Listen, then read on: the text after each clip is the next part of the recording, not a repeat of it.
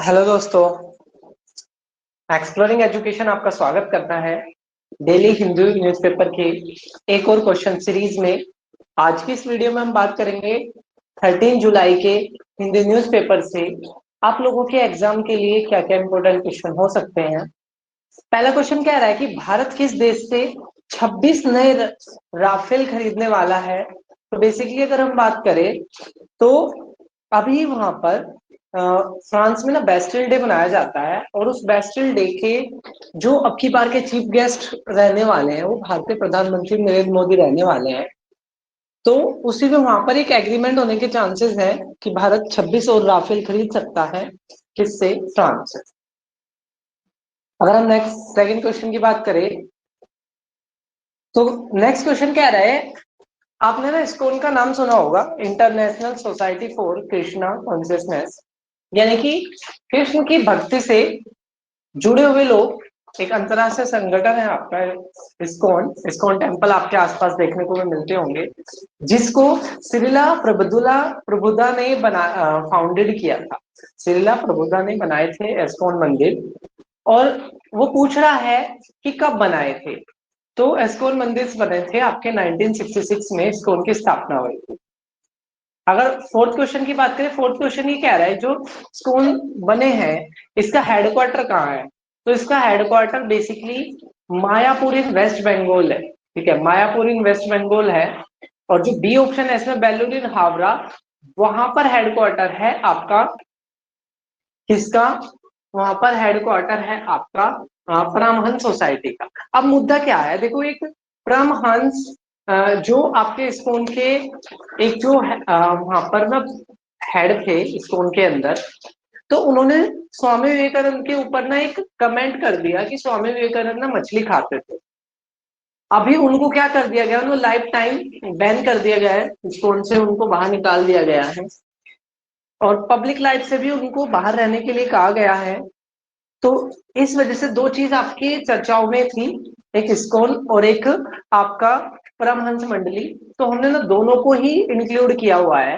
जो इस्कॉन जो कृष्ण भक्ति से जुड़ा हुआ है वो आपका उसका हेडक्वार्टर कहाँ है? मायापुर इन वेस्ट बंगाल है। 1966 में इनको स्थापित किया गया था। नेक्स्ट क्वेश्चन कह रहा है रामकृष्ण मिशन, जिसे परमहंस मंडली भी कहते हैं, 1897 में Belur in Howrah district of West Bengal में ये बना था। और जो कह रहे किसने बनाए थे ये, देखो श्रीला प्रभुदा है उन्होंने तो इस्कॉन की स्थापना करी थी। ठीक है, दयानंद सरस्वती ने आर्य समाज की स्थापना करी थी 1875 में।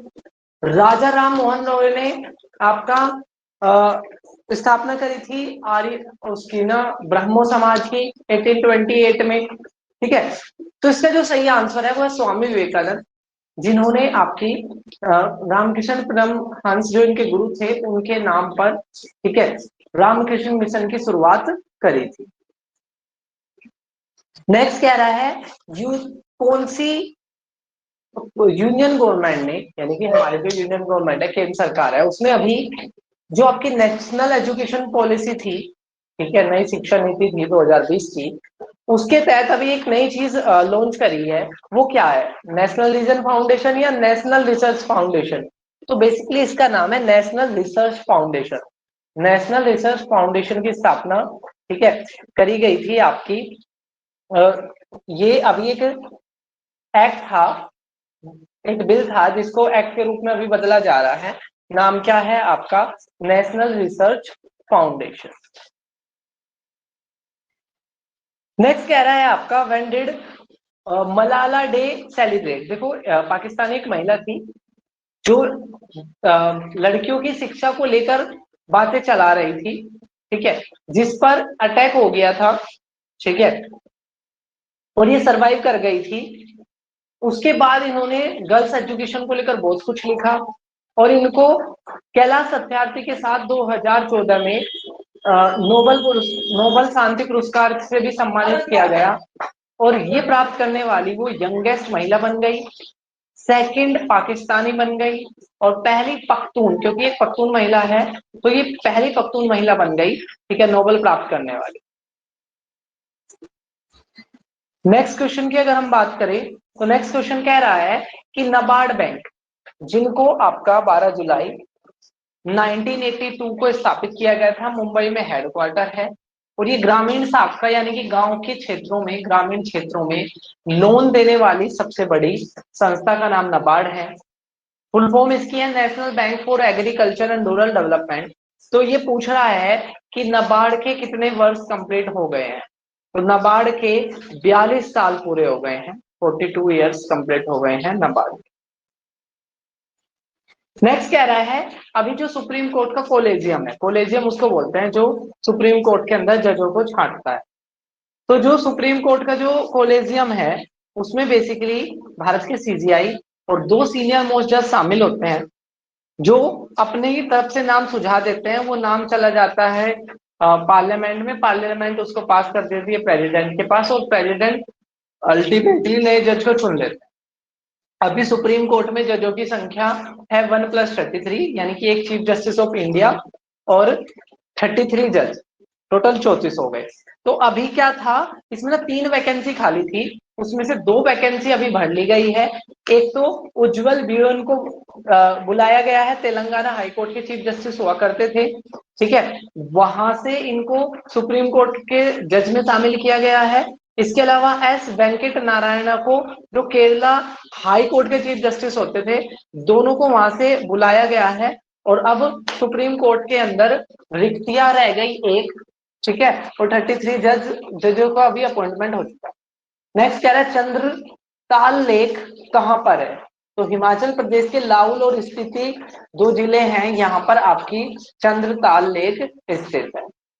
नेक्स्ट कह रहा है कि किसने बायोडायवर्सिटी बिल को पास किया है, पर्यावरण से संबंधी बायोडायवर्सिटी बिल को किसने पास किया है, तो यूरोपियन यूनियन की पार्लियामेंट ने पास किया है किसको, आपका बायोडायवर्सिटी बिल को, यूरोपियन यूनियन।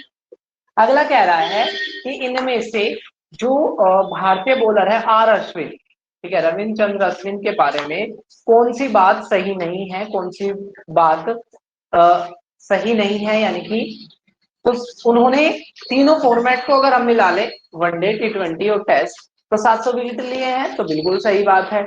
वो 33 बार 5 विकेट ले चुके हैं, तो ये भी बिल्कुल बात सही है।